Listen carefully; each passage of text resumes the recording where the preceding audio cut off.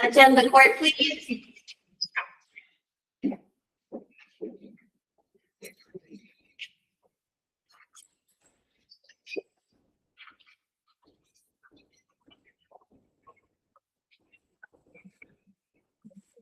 Honorable Supreme Court of the State of New Mexico. Good morning. Please be seated.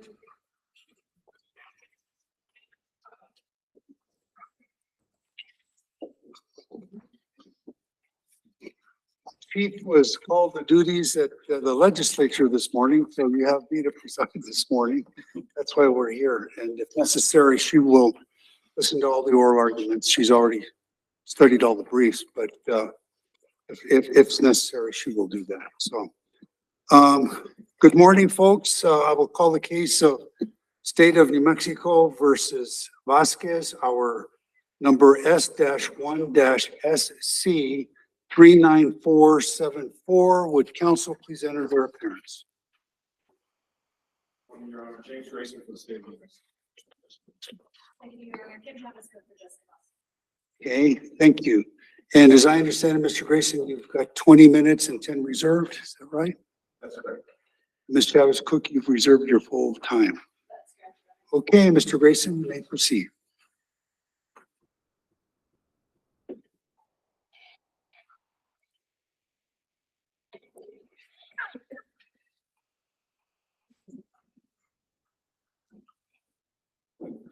Mr. Justice, honorable justices, and may it please the court. Every participant in the criminal justice system, the judge, the prosecutor, and the defense attorney, have an obligation to ensure the protection of the defendant's rights. As a prosecutor, I personally made the decision to decline prosecution or nolle many cases in which there was an unconstitutional search or seizure. Trial judges fulfill this role and this obligation in many ways. For example, they determine whether there is enough evidence for a reasonable juror to convict. They pay attention to a defendant's behavior in a courtroom to make sure the defendant is competent to stand trial. And they make sure as well that the defendant is provided the effective assistance of counsel. But the integrity of our judicial system requires that we all adhere to our roles and we follow the rules. Confidence in our judicial system, confidence by both parties and the public, depends on impartiality. Even the appearance of bias can undermine public confidence in the judicial system. And one way in which judges cannot protect a defendant's constitutional rights is by assuming the role of an advocate. Did your position that the judge did that in this case, assume the role of advocate? It is your role. How? How is the state in a different position than they would have been on a motion to suppress? Other than the judge saying, I've got warrantless searches. That's it. In many ways, Your Honor, actually. Okay.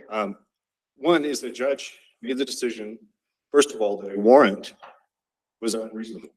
What warrant? There was no warrant. Affidavit for arrest warrant. There was, of all these cases, how many of that occurred before there was a search without a warrant? Your Honor, these cases involved, they involve warrantless searches. That's correct. That is correct. But the only information the judge in this case had to review, and that's the problem with judges acting as advocates, is the judges don't have all the facts. The judge has, what are the facts you need? It was a warrantless search. yes, Your Honor, but not all warrantless searches require a suppression hearing. But wasn't she saying, I don't have all the facts and I really want them, so come talk to me, come tell me what happened? Justice Vargas, if that had been the conversation, if the judge had said, I reviewed the affidavit for arrest warrant, I have some concerns, do you plan to file a motion to suppress? The state would not have these issues today. Why? I'm sorry, go ahead. And I think a couple of other tools the district court judge could have used with a problematic attorney who's not filing motions to suppress is report them to the disciplinary board. It's to do in order to show cause, is to have a status conference and put these issues on the record. And you didn't mention those, and I think they're important because trial judges are empowered with so many tools to manage its docket. But I want to ask you a question because I agree. I think that a judge going through their entire criminal docket and looking at search warrant affidavits like the one in this case or criminal complaints, and the ones in this case were very vague, having a scheduling order on July 22nd that has a motions deadline, setting a jury trial in this case on September 27th, 2 months later, and before giving the attorneys any opportunity to file any motions, less than a month later, the district court files a motion on her own behalf. Without knowing whether the parties were planning on filing one, without knowing whether the attorneys had reached some resolution of a case. Perhaps there's multiple cases where a defendant's going to plead guilty to the drug charge because they don't want to plead guilty to the violent crime charges. Do you have any concerns about any of these issues that I've just raised? Absolutely, Your Honor. And Justice Zamora, that's exactly right, is judges not only don't have all of the facts, they don't have communication directly with the defendant. They don't know what the defense's strategy is. Judges cannot make those decisions for the defendant on behalf of the defendant. And as Your Honor mentioned, there are many options that a judge has in this type of situation. And this court laid them out in Hildreth. This court specified what the options are, and the judge ignored them.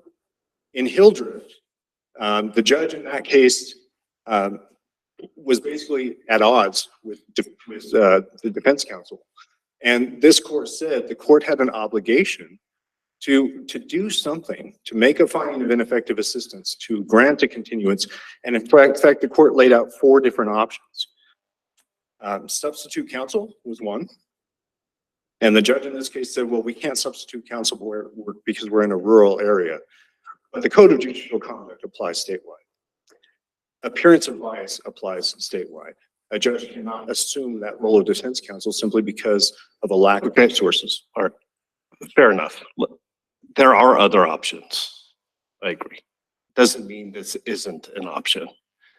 And let me give you my benefit of my thoughts briefly, and then you can address it.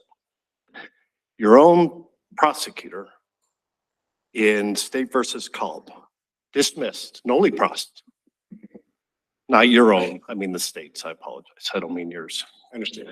On the grounds that the probable cause statement says that the law enforcement officer arrested the defendant, then searched him, then arrested him for possession, a cop cayenne arrest for an unnamed charge, and subsequent search and retrieving of evidence. I know you as a prosecutor, as a state's lawyer, you would not sit back and tolerate that. You wouldn't.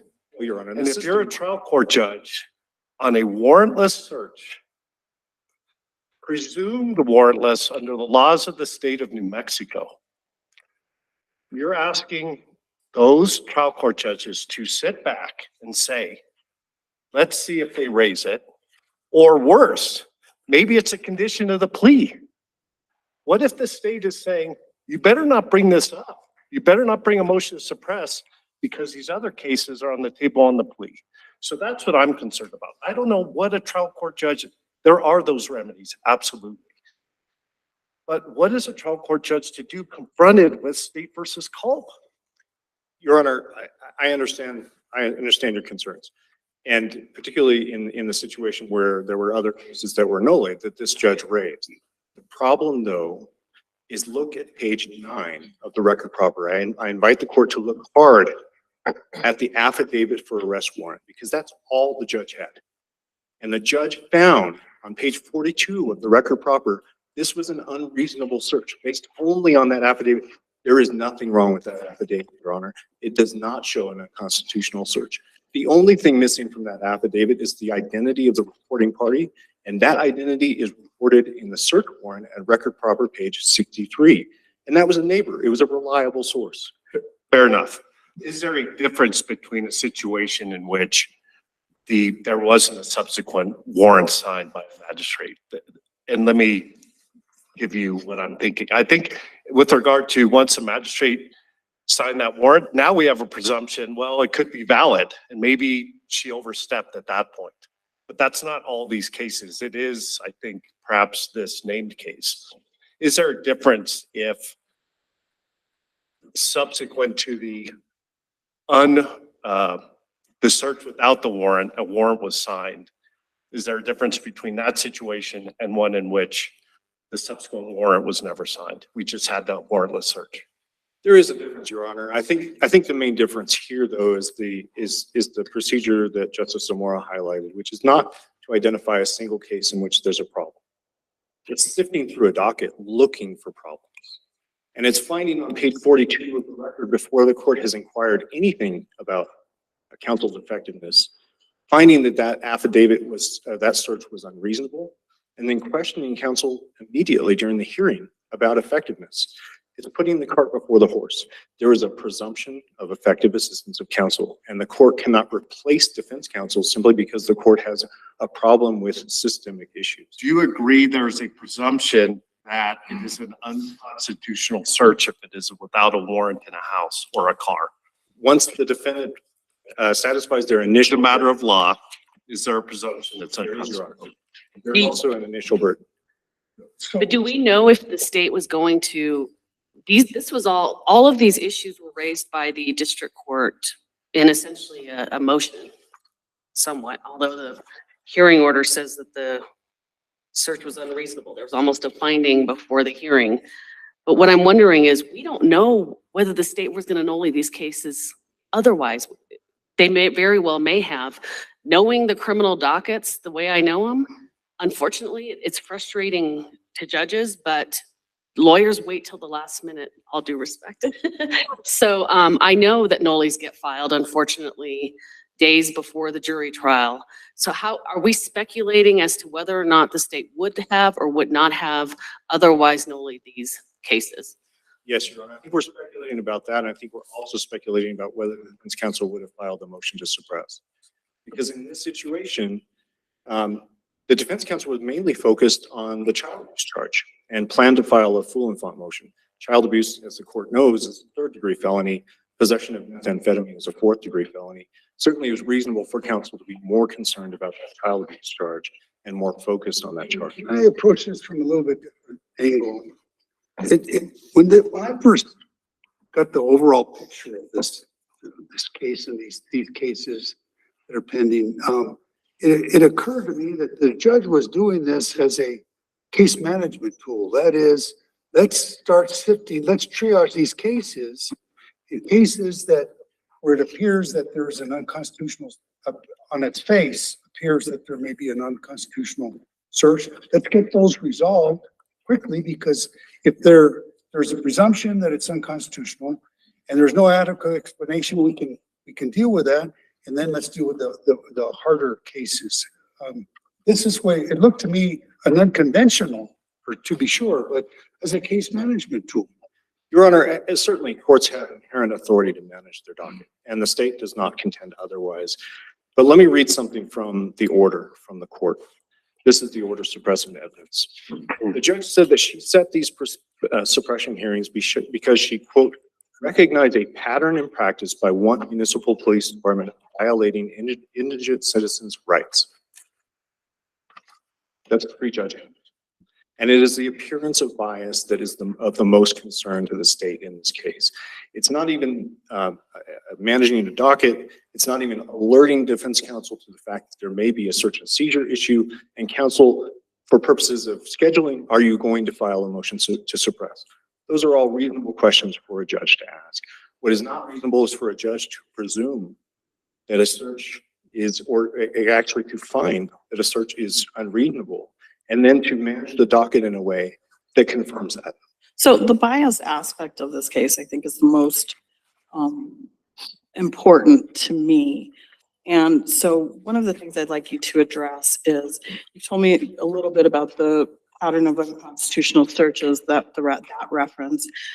Is your argument that the judge was biased against the state, i.e., I just don't like the state, I don't like the prosecution?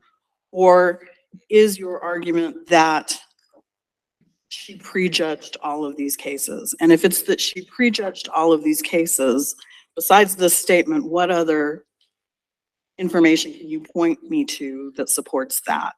Yes, Your Honor, I think it's a little of both. So the language in the court's order suppressing evidence identified and said that the court set the suppression hearing because the court found that there were violations of people's rights, including the rights of this defendant. And again, if the court turns to page 9 of the record proper and reviews that affidavit for arrest warrant, there was no information before the court indicating an unreasonable search and seizure in this case. Beyond that, however, the court's order suppressing evidence is essentially an indictment of the system. Mm-hmm. It's not simply saying that the court is against the state or against the police. It's saying that the system doesn't work. And this one judge took it upon herself to fix the system by assuming the role of an advocate. And that's the problem. So why didn't the state below ask the judge to recuse herself once they felt that, and I know judges have a duty to do that on their own as well, but the state could have raised it below and said, Judge, you've obviously, I think there might be an appearance of impropriety. Why don't you, we're asking that you recuse. Why wasn't that done? Certainly that would have been an option, Justice Zamora. And I think probably in a small community, that may be the nuclear option. I think in this situation, the prosecutor instead tried to forcefully argue that the court didn't have the authority to do what she did. That's all they argued. That's all they argued. Not you. I know you didn't have to. Did they argue anything else other than that? The state filed a brief on consent, Your Honor, in addition to that. Because I will say this, I certainly think that every trial judge out there wants both sides to be advocated for effectively. And I'm sure, and that things should be fair and that police do their jobs right.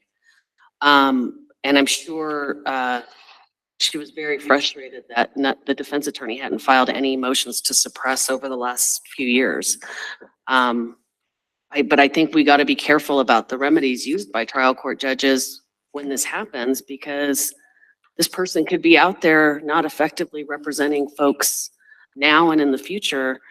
So I certainly want to say that I can see the frustration of the trial court judge here. I want to be careful about the requirements we impose on judges in the future, Like, at what point do we have a sua sponte obligation to go through our dockets and to make sure that rights are not being violated? And what kind of precedent would we set if we're saying this is okay? Can you talk about that?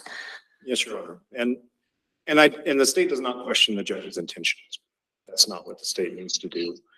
But I think it's important that the judge not only be impartial, but demonstrate impartiality. One way in which judges can protect defendants' rights, and I think this is very clear in this court's case law, is by ensuring that there is enough evidence to convict. Now, that is specifically in Rule 5607, the order of trial, in which judges determine at the directed That verdict wouldn't have stage. helped in this instance, right? No, Your Honor. No, Your Honor. And in fact, I think that's why Rule 5212 requires a motion. Because this is not a question of guilt or innocence. This is a question separate and apart from guilt or innocence. And guilt or innocence is the central focus of a criminal trial. And judges should be vigilant to make sure that the criminal defendants receive a fair trial and are convicted only upon sufficient evidence. And that's clear under this court's opinion. Sufficient evidence includes evidence that was required constitutionally. I understand your point on bias. It's a fair point, right? Especially given sort of the context of this particular case with the sign warrant that's causing me problems after the fact. But let's go to the sua sponte question, if we could, for a moment. If this came to the Court of Appeals or our court, we would have, and on the record, there was a warrantless search of a house. It's presumed unconstitutional. That evidence was used to convict the defendant. The Court of Appeals or our court could address that issue, correct? Yes, Your Honor, that's correct. But And I the, think but a trial court can't. That's my question. What's the difference? I'm not saying the trial court can't, Your Honor, but what the trial court can't do is become defense counsel. And so, and Rule 5212 requires a motion, certainly no smoking gun. There are 15 rules in the rules of criminal procedure that provide for the court to raise something on its own motion. That's in addition to 607 on directed verdict. 15. 5212 is not one of them. The standard procedure should be that defendants protect their own rights and defense counsel protects defendants' rights by raising that matter by motion because they know the case. They know the defense strategy. They know what the defendant wants. It should be their primary obligation. Now, there could be a rare situation like Vargas, State versus Vargas. This court said that the Court of Appeals properly considered an issue sua sponte, but that wasn't really a seizure issue. If the court reviews Vargas, that was an issue on, excuse me, that was an issue with a DWI conviction in which Birchfield, United States Supreme Court's opinion in Birchfield, had issued after the case got to the Court of Appeals. And what Birchfield said is you can't punish a defendant for lawfully exercising a right, a Fourth Amendment right. And the defendant in State versus Vargas had been punished for doing so. So this was a question not really about search and seizure. It was a question about fundamental error and a miscarriage of justice because the defendant was convicted of something they shouldn't be convicted for because that wasn't a crime. So is it ever appropriate for the court to raise a Fourth Amendment search and seizure issue sua sponte? Your Honor, I think it's how it's done. If the court questions defense counsel and says, looking at the affidavit, I see that there could be some search and seizure issue. Do you plan to file a motion? That would be perfectly acceptable, Your Honor. So I have a procedural question. Yes, sir. We accepted the certification from the Court of Appeals, and we instructed the parties to file briefs addressing the issues articulated in the certification order. The certification order had 6 issues, and no briefing on the 3rd question, no briefing on the 4th question, no briefing on the 6th question, and they're not even really fully developed on the 5th question. The 5th question being whether the district court's actions and statements either demonstrated its bias or created the appearance of bias. So it looks to me like really the only 2 questions that were fully briefed, and perhaps because of that, the only questions before us are the first 2 questions. What's your response to that? Mr. Senior Justice, I see my time has expired. May I answer? Please, yes. There are two answers to that question, Your Honor, and I think that's important to flag. What's in the certification order in light of this court's last month in State versus Modis. In Modis, this court overruled Collins Collins versus Abbott with respect to certification and said that certifications are about issues, not about cases. So those certified issues from the Court of Appeals are what's before the court. That does not include the lawfulness of the search. Now, the parties spent an abundant amount of their briefing on the lawfulness of the search, and after Modis, I don't believe that's properly before the court. With respect to your question, Your Honor, I think those 6 issues that were mentioned in the Court of Appeals opinion all go to judicial authority, and I think the state essentially combined those issues by talking about judicial authority and appearance of bias. Thank you, sir. Any further questions? Thank Okay, you. Travis Cook.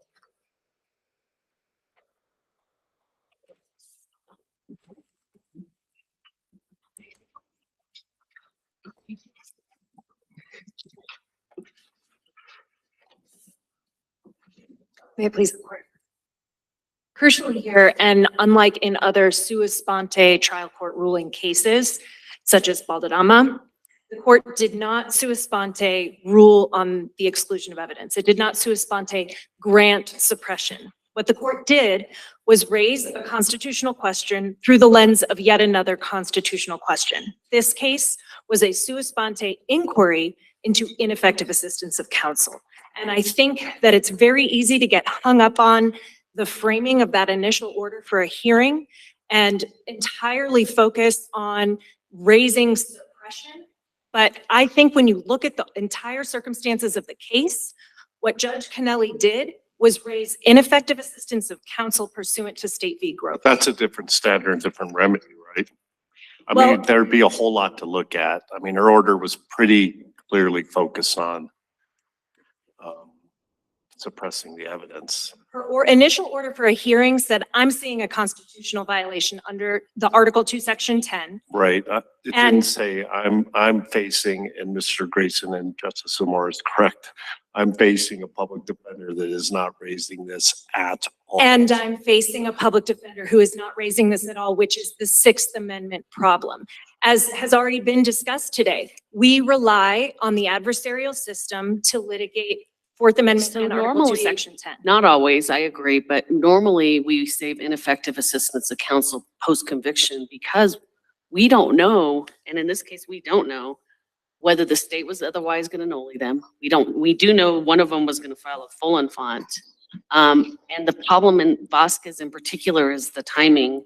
The state asked for a scheduling order months before a scheduling order was met, almost a year before the scheduling orders entered. The scheduling orders entered on July 22nd of 2021. Less than 30 days pass and the district court judge enters her order, which pretty much says the affidavit indicates the search or seizure in this matter were unreasonable, but she still sets her hearing order. The jury trial scheduled to September 27th. The scheduling order instructs the attorneys to file their final hearing. They want the hearing request for hearing filed 14 days before trial. To me, ineffective very well may have been an issue. I truly believe that. I'm just wondering why not let's see what happened. Like let's see if the attorneys are going to file motions. Let's see if the states are going to nolly. She didn't even comply with the deadline for the attorneys. They didn't have the time to file the motions within her own deadlines. Your Honor, that timing doesn't, I apologize, that timing doesn't particularly concern me. She saw what she thought was blatant ineffective assistance of counsel. Her first question at the hearing was, Mr. Florsheim, why didn't you file a motion? His answer was nonsensical and completely premised on a mistake of law. A full and fond motion would not have gotten to the suppression issue at all.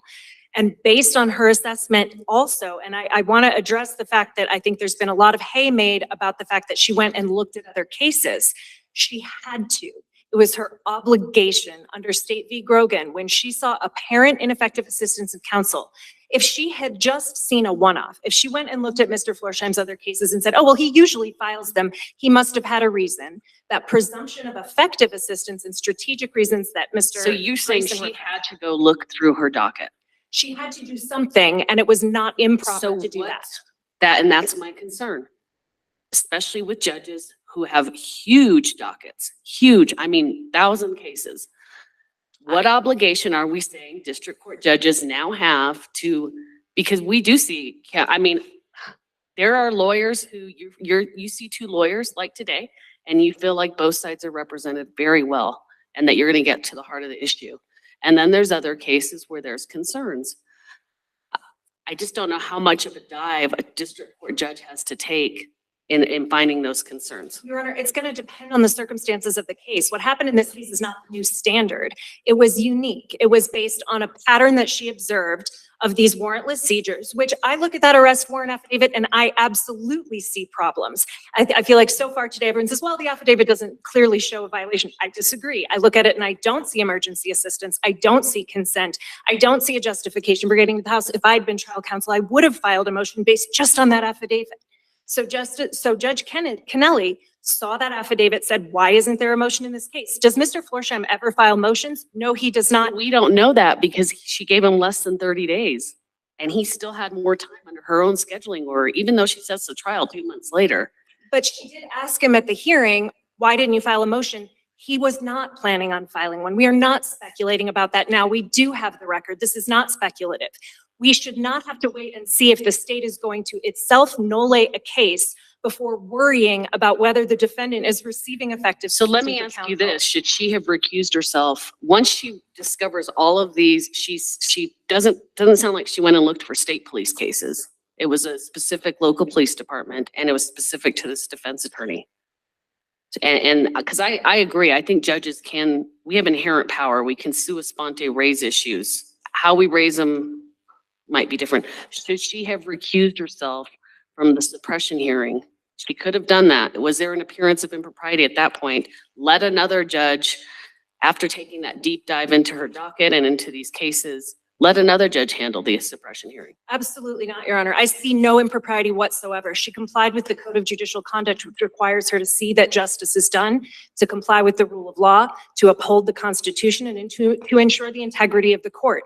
We have ample case law that says in Grogan that raising ineffective assistance of counsel sua sponte as the trial court, and in Grogan without even having a hearing, furthers judicial integrity. And we have State v. Gutierrez, a 1993 opinion, departing from the federal good faith exception, holding that effectuating and applying the exclusionary rule furthers the integrity of the court. Judge Kennelly acted not only with authority, but she acted in full compliance with the Code of Conduct. She exhibited no partiality. She did not act as an advocate.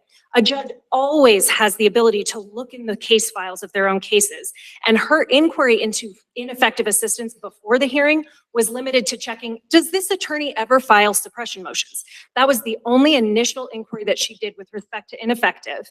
And assessing the merits of suppression is part and parcel of an ineffective assistance claim. Can we get a little more boring here with? Sure, Justice. Because I'm curious about this.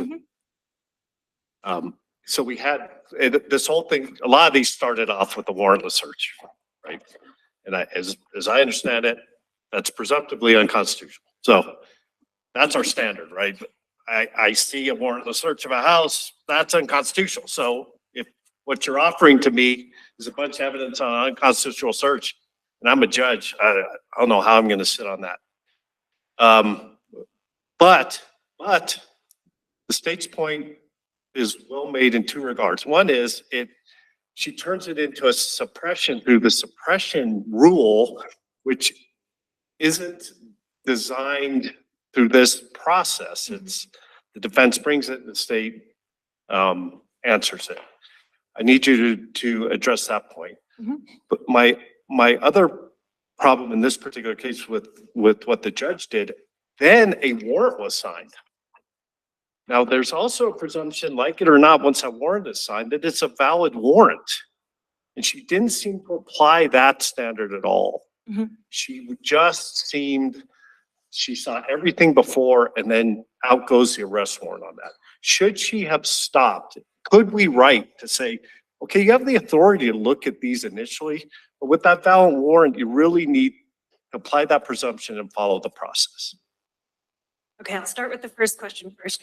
So Rule 5212 is a rule of permission. It is a may rule that a party aggrieved by an unlawful search and seizure may file a motion to suppress. It is not a rule limiting judicial authority. It is, again, based on an assumption that the adversarial system will be functioning and so that defense attorneys will do that. When they don't, when it becomes a Sixth Amendment question, then a court has a State v. Grogan obligation to raise the question, say, is it ineffective that you have not filed this motion? And inquired of Mr. Florsheim, what was your reasonable strategy? If his answer at that point had been, I understand what you're saying, Your Honor. I got the discovery. I interviewed the officers. They actually did have exigent circumstances. That's why I didn't file it. Inquiry over. Ms. Chavez Cook? Yes. I think if I understand Mr. Grayson, what he's saying, is that's not what the judge was doing here, inquiring into ineffective assistance. She was going to the merits of suppression issues. Your Honor, I disagree. I think she was concerned about the suppression merits. She didn't hold a hearing to say, look, are we facing here an ineffective assistance of counsel question? She held a hearing to say, should the evidence be suppressed? I think there's a big difference. I would agree with you, except that when ineffective assistance is premised on the failure to move to suppress, the merits of suppression are part of the ineffective assistance But do analysis. they call for a ruling? Absolutely. Under our longstanding precedent, when an attorney is unreasonably and for no reasonable strategy fails to file a motion to suppress, the reviewing court, this usually happens on appeal or in a habeas, must then evaluate the merits of suppression to find out if the second Strickland prong has been satisfied, whether it prejudiced the defendant. The court had no choice but to do both. Let me, in the order for, going to senior justice question, in the order for suppression hearing, where she sets the hearing and providing an opportunity for briefing, she says the information within the four corners of the affidavit, which is that she attached it to her order, indicate that the search and seizure in this matter were unreasonable under the Fourth Amendment and the New Mexico Constitution, and that there was insufficient probable cause existed for a search warrant. To me, that is a prejudgment of the warrant issue. And it may have been very obvious, but I'm just saying in that language, and in particular, because when you analyze a search and seizure case, and the validity of a warrant, you pretty much stick to the four corners of the warrant. So why was that not a prejudgment of the case as opposed to attorney? I'm seeing these issues. What's going on? In order to show cause, sanctions, reporting. Your Honor, to me, that is a semantic difference. I do see this as I see a problem. Someone tell me why it's not a problem. She wanted the parties to tell her why it wasn't. Why didn't you file a motion to suppress? And if defense counsel had a reason that made any sense, she would have moved on. If she had looked at Mr. Florsheim's other cases and found that he usually does file them and he didn't in this case, she would have given him the benefit of the doubt. But when she saw, I really feel like a motion should have been filed in this case, and then she looked and saw that he never files them, that is a red flag, and that is reason enough to bring everybody into the courtroom and say, Mr. Florsheim, why didn't you file a motion? Would the remedy, though, for purposes of integrity of the process have been, okay, you need to be reported and you're off the case. We're going to give you defendant some time. Let's get another public defender in here. Your Honor, that is one option. I think, again, these are all going to be case-specific assessments of what the proper procedure is. And I think Judge Kennelly thought long and hard about what procedure to follow. She read Grogan, she read Balderrama. She tried very hard to do what she was supposed to do. I think in this case, if suppression hadn't ended up being granted and there were going to be any more proceedings, I would like to think she would have kicked him off of the case and gotten substitute counsel for any further proceedings necessary. There weren't any after this. I don't think she could have reported him to the board unless and until she asked him the question and assessed whether or not a motion actually should have been filed in this case, which required giving the state an opportunity to meet their burden. To be clear, what you're saying, calling him in, having a status conference saying, gosh, I looked through my docket and in the last 100 cases over the last 5 years, you've not filed more than one motion to suppress. I want to be clear. I completely agree with you. That is absolutely appropriate, and bringing that kind of injustice to the attention and putting it on the record. I guess my problem is the actual order of suppression hearing and whether she should have been the one to actually basically file it. Whether that statement that the affidavit was unreasonable in the hearing order was appropriate. And then finally, knowing that the analysis is limited to the four corners of the warrant, wasn't it kind of done? She had already made up her mind. The four corners of the warrant has come up a few times, so I'm gonna jump on that real quick. Not always, but Sure, no. we generally rely on it. I mean, first of all, I think it's very important that I say, I do not read this order as making findings or making conclusions. I read her order as saying, I'm looking at this affidavit and I've got questions. That's how I read her order. But as to the four corners of the warrant, she's not looking at the four corners of the search warrant. What she's looking at is the arrest warrant affidavit, which lays out all of the circumstances. And so what she's seeing is, yes, there is a warrant in this case that was You're signed, that's okay, that was signed by a magistrate. But I'm looking at the arrest warrant affidavit. I don't know what they put in the warrant affidavit. In fact, her order actually says, at this hearing, I need you to produce the warrant affidavit, please. Because that's not always in the district court file. She says, I don't know what you put in that search warrant affidavit, but what I'm looking at in the arrest warrant affidavit looks like a problem. Thank you. You're welcome, Justice. She did, to the process point as well, she did set all of these, looks like within 2 days of each other. Which to me, you know, I assume, given the DA's resources, it's hard to respond to all those. But one of the arguments we're presented with is what she did is in effect flip-flopped up the burden. And I asked Mr. Grayson this, I'll ask you, given her pre-hearing notice, what was different in the obligations of either party when they presented to the court whether or not these were constitutional? Was there any burden shift? How would you address that? Well, I think that when the court has flagged and said, I have questions about suppression here, I'm concerned about these searches. And I want the parties to address it. Please file briefs, which the order said, please file briefs and show up for this hearing where the state will bear the burden. If defense counsel at that point had filed a brief, which he did not, that had said, oh my gosh, you're right. Here's the issues that I see. Then that would be 5-12. Here we would be, and we wouldn't be here. Presumably, maybe we would, I don't know. But if that had State versus calm. I think without a doubt, at that point, it would have been a regular plain old suppression hearing. He didn't. And he showed up at the hearing, he didn't participate. He didn't examine any witnesses.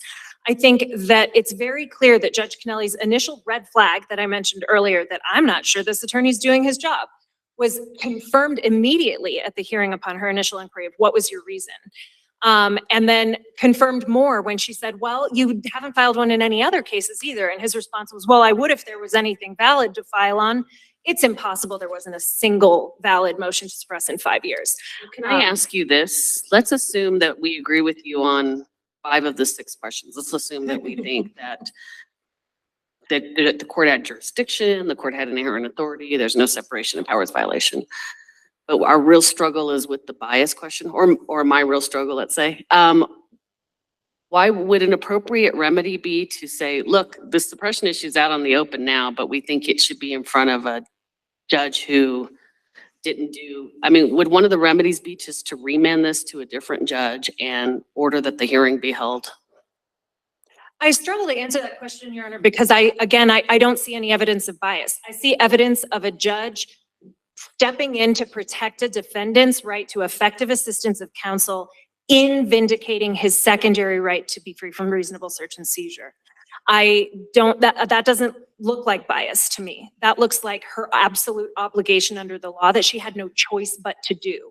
So nevertheless, taking your hypothetical that you disagree on that point, I think that could be an option, sure, to have the suppression issue itself or the ineffective assistance and then suppression as the prejudice prong of that analysis be conducted by a different judge. But I also don't think that's necessary because we already have the record. And so I think that's something you could remand to the Court of Appeals to evaluate in an appellate capacity. We have multiple Court of Appeals opinions finding ineffective assistance of counsel for not moving to suppress. That's true, but the only, you're right. I mean, we do have the record and all of that, but I guess I'm wondering, and this may not matter, I'm thinking out loud, which could be very scary. I guess I'm wondering, why not, if at least if it was remanded, new attorneys, new judge, then everyone kind of does what they were intended to do. The defense attorney advocates for the defendant, files a motion, everyone, you know, it kind of fits in their roles. You don't have an attorney who's not doing anything, and who repeatedly, apparently, for years hadn't done anything. And I admit I have not reviewed the records in the other cases that are consolidated for this certification question. I don't have those transcripts. So what I can say is that on the base. They're very interesting. When I have some free time, I'll go look them up.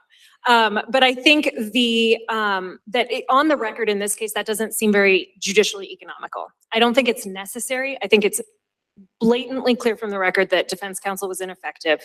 I think it is to be litigated likely in the Court of Appeals, but arguably clear that the suppression merits showed prejudice from that ineffectiveness.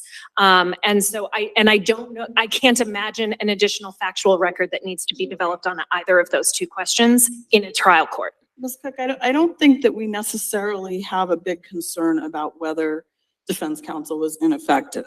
I think the question is, once the court decided or was concerned that he was ineffective, what should she have done next? And going to Justice Zamora's bias question, one of the things that really bothers me about this case is that, okay, she set the suppression hearing.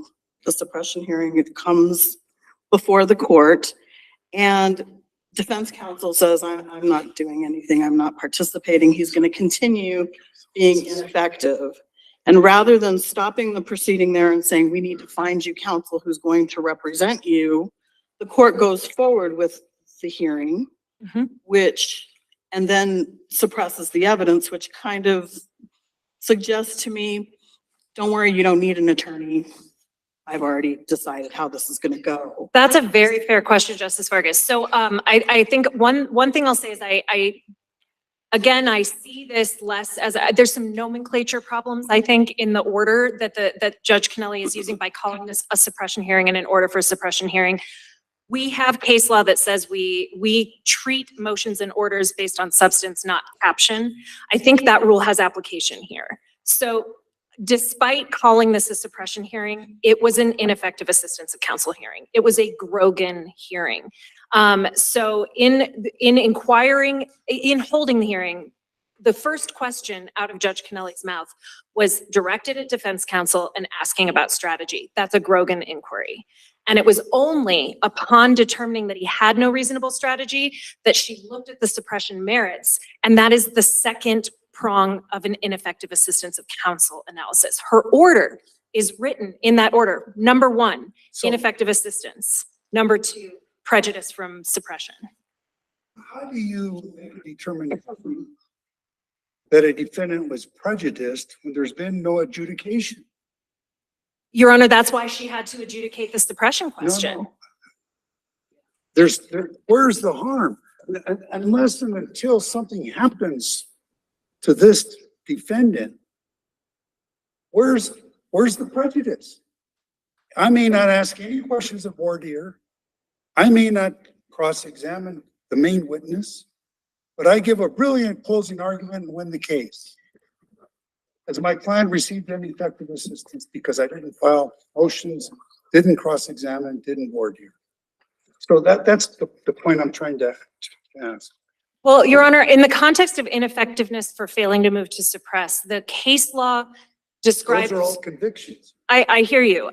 This is novel, I guess, in that way. I don't know that we've seen other cases where a court litigates ineffectiveness before the trial in this way, but I don't think that negates prejudice. As she found on page 13 of her order, which is at RP 107, Ms. Vasquez was all prejudiced by facing felony charges for over a year, under restricted liberty. And so there is prejudice that can be, if the motion to suppress had been filed promptly, maybe that wouldn't have happened. So that's a type of prejudice, but that's not the type of prejudice we're looking at for ineffective assistance. But are we opening the floodgates if we're now saying you don't have to wait till there's a conviction for raising and appealing and litigating IAC claims?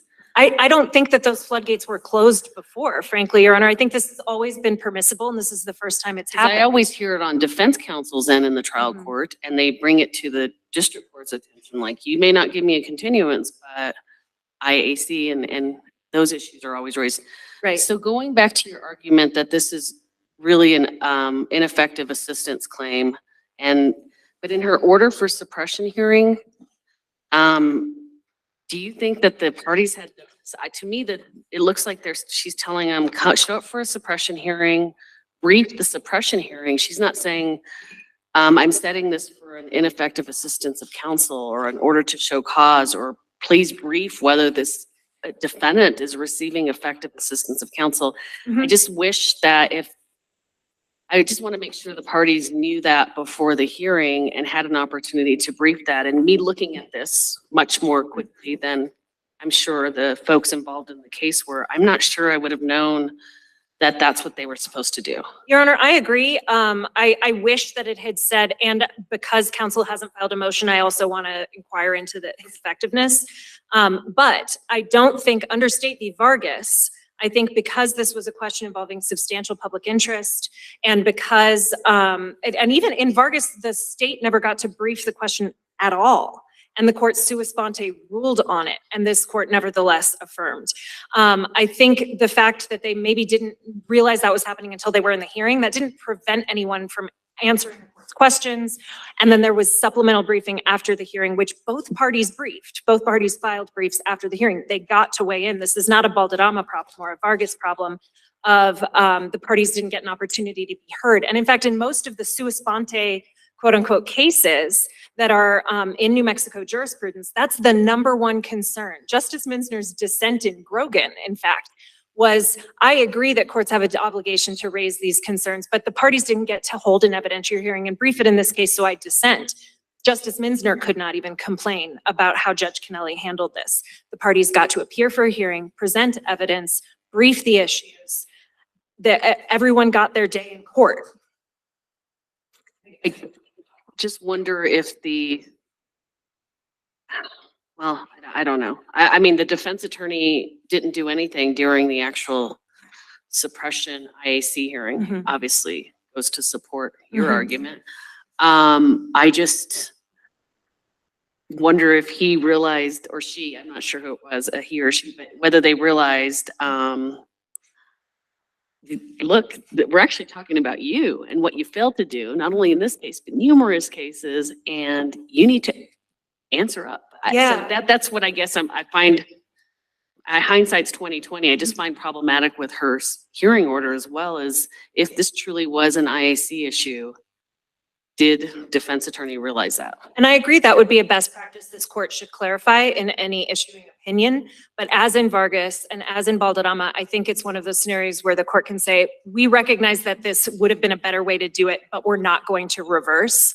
I don't think it is enough of a concern. It is a valid desire that she could have done it a little more clearly in that way of framing it as IAC inquiry. But I don't think that undercuts her authority. I don't think that deprived her of authority, because what she actually did, the substance of what she actually did, was first inquire into counsel's performance, at which point he was well on notice that he was the problem. And then he still didn't participate in the suppression. So I don't know of any, but you probably might, either in this state, and if not in this state, elsewhere, where the IAC claims are come up this far prior to a conviction. I haven't researched it to find if there are any. I wouldn't be surprised if there were a handful, but certainly it's not very common. Certainly this court has always expressed a preference for IAC being litigated in a habeas where the record can be developed. The case is unique though, because the record got developed. And yes, Your Honor. I hate to keep beating the dead horse, but so the situation here is this: she's holding a hearing. Mhm. to determine if the defendant is receiving effective assistance of counsel. She determines he's not receiving effective assistance of counsel, and then she grants the motion to suppress, notwithstanding the fact that he did not participate or argue or anything else. Does that create an appearance of impropriety? Not that she's bad or anything, but does that create an appearance? Thank you, Your Honor. And that was the second half of Justice Vargas's question that got lost in the shuffle. So I am happy to return to it. I don't believe there's an appearance of impropriety there. I don't believe that, I suppose she could have, and again, there's a lot of she could haves in this case. But I think judges need to have the Well, ability put yourself in to the shoes adapt of the themselves. Put your shoes in their shoes. The DA is looking at that. He says, "Look, I didn't do nothing. He didn't do nothing." And now she's ruling against me. And I think the reason for that, and the reason why it's not improper, is that the state bears the burden of proving constitutionality. So there isn't really any, at that point, there's no direct prejudice from his lack of participation in the hearing, because it's the state's burden to put on the evidence. The prejudice that she suffered from not having the motion to suppress be filed is proved up by the fact that it should have been. That's how our IAC, based on not moving to suppress cases, function. Is that, and I'll read you a quotation from the Court of Appeals in State v. Howell. When, as here, the record is sufficient to establish a prima facie case of ineffective assistance for not filing a motion to suppress, the appropriate remedy on appeal is a remand to the district court for an evidentiary hearing. She just provided the remedy. I get it that a judge is not just a mere referee. If they see something improper going on, they don't just stick their head in this. I do get that. So, thank you. Thank you, Your Honors. And with my 30 seconds left, I will, I'm over. I'm sorry, I was misreading numbers in the wrong direction. Thank you, Your Honors. Thank you. Grace. You have your full 10 minutes, even though I stole some of your time. Thank you, Your Honor. I'd like to begin by talking about the question that the Senior Justice and Justice Remora highlighted, which is this idea of ineffective assistance before trial. Now, certainly there are issues of ineffective assistance, like, say, conflicts of interest that could be decided before trial. Motions to suppress, however, are not one of them. And that is because, as Senior Justice Vigil mentioned, there's an outcome that hasn't happened. That outcome could be a trial. That outcome could be a plea. It could be the defendant's choice to enter a plea to, say, for example, a misdemeanor drug charge instead of contesting a suppression hearing. That's a fair point, Mr. Grayson, but my problem with that is, why would we put the defendant in the choice of facing an presumptively unconstitutional search? Again, if you accept for me that not all of these had a warrant at the end, right? Eventually. Not all of them did. There were searches of homes and cars without a warrant. Why would we put a defendant in the position of having to go to trial or making a decision? I want to take a plea on these other cases and I'll forego this. I'm very uncomfortable with that. Your Honor, it's not putting a defendant in a particular position. If the question otherwise, that the courts want to review every single warrantless search, then Rule 212 should say that. Rule 212 should not put the onus on the defendant to file a motion. That occurs statewide all the time, every day. Defendants forego filing a motion to suppress for numerous reasons. For example, we don't know what kind of plea discussions were involved in this case because plea discussions are confidential. They could have been ongoing. We have no idea because the judge did not, as this court suggested in Hildreth, question the defendant directly. That was one of the options in Hildreth. The court, again, provided 4 options. 1, substitute counsel. 2, sanction and continue trial. 3, holding contempt. 4, question the defendant about a waiver of ineffective assistance. None of that happened here. And Ms. Chavez-Cook has said that, well, the judge provided a hearing, but it was a self-fulfilling prophecy. The defense counsel did not participate. The judge effectively cross-examined the witnesses. The judge determined what exhibits were going to be admitted by taking judicial notice of affidavits that she already had found to be unreasonable. And the judge in her findings said, to the extent the testimony today conflicts with those affidavits I found to be unreasonable, I'm going with the affidavits. The judge wanted to suppress. The judge had an issue with the local police department and designed. That's an issue of outcome and not necessarily authority, right? That's correct. Okay. Now, remind me of the record, I could be incorrect. The state had the opportunity to come in on the warrantless searches and say there were exigent circumstances, correct? That's correct. Okay, did they? In this case, the state did not. The state said consent. The state raised exigent circumstances or actually emergency assistance in its docketing statement. The judge did raise that issue itself, and as the court knows, the court can clearly focus on. Fair response. They had the opportunity, their defense was consent, not other exigent circumstances. And then at that point, can the court weigh the credibility and say, I'm not sure consent was given? Absolutely, Your Honor. Okay. But the state had the opportunity to provide their defense, so to speak, of a warrantless search. Is there justification? The state did, Your Honor. The state put on testimony. What the state lacked was a motion to suppress, identifying issues. The state lacked the opportunity to prepare its witnesses for those issues. In fact, I think a lot of defense counsel's confusion in this hearing, frankly, is defense counsel didn't know what the judge's problem was with the affidavit. Look at the affidavit again. I again encourage the court to take a hard look at page 9 of the record proper and that affidavit. The officer says, I was dispatched to a domestic violence call. A domestic violence call can create an emergency situation, as this court said in State versus Ryan in paragraph 41. The court cited 5 cases to distinguish that case from an actual emergency. 2 of those were from Washington and involved domestic violence. And those cases required corroborating evidence. Well, here, the corroboration was that the mother gathered her son and hustled inside when she saw the police.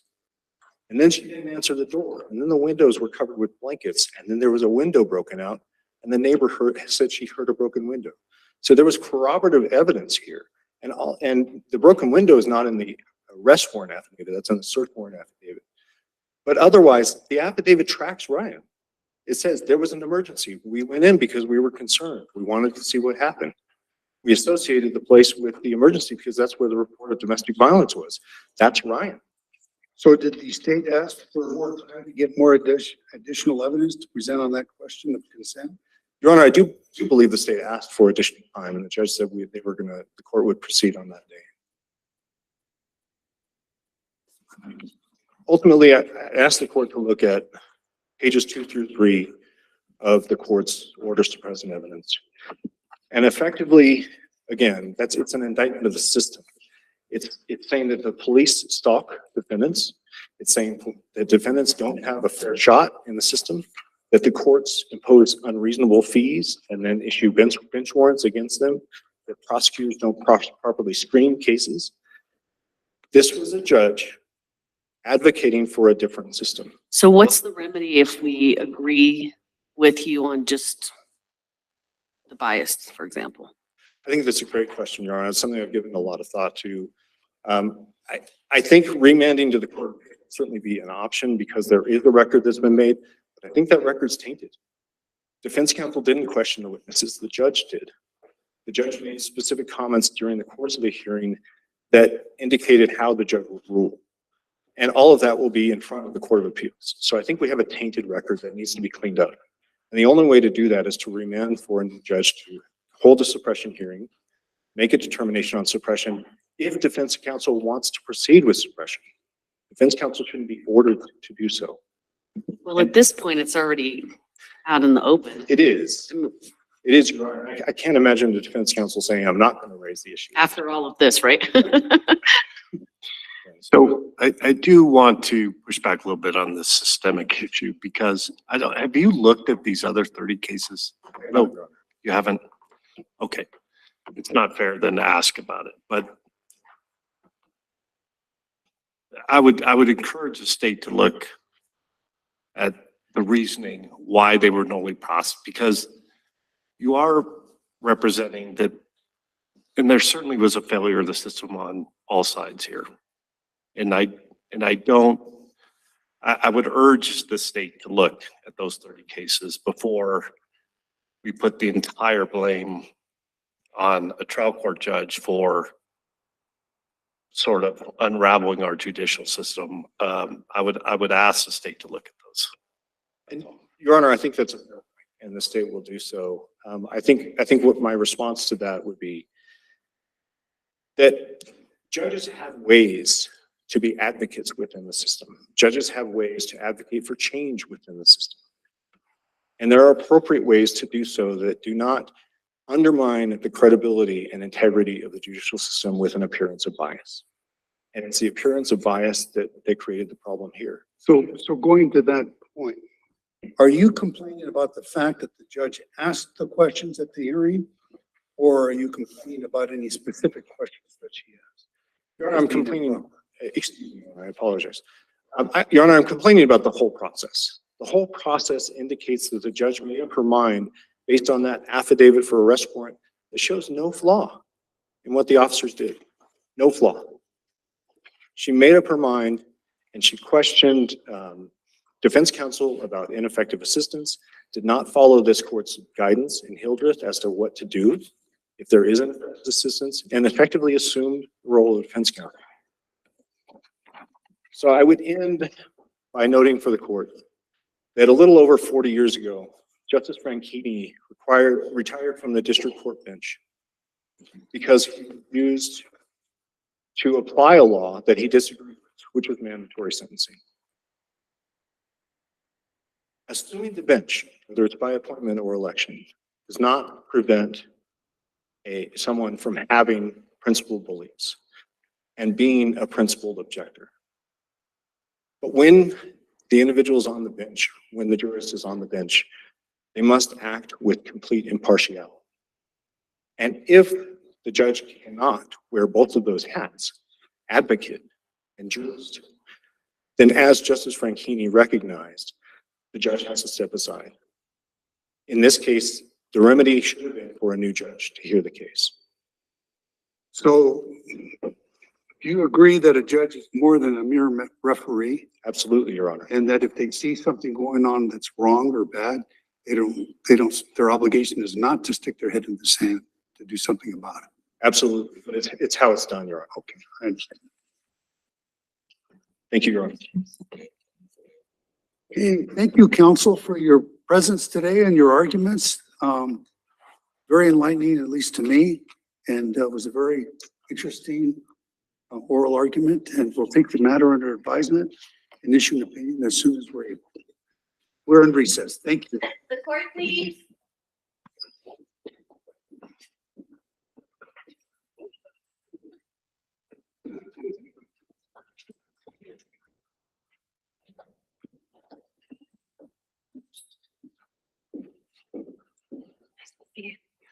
See you.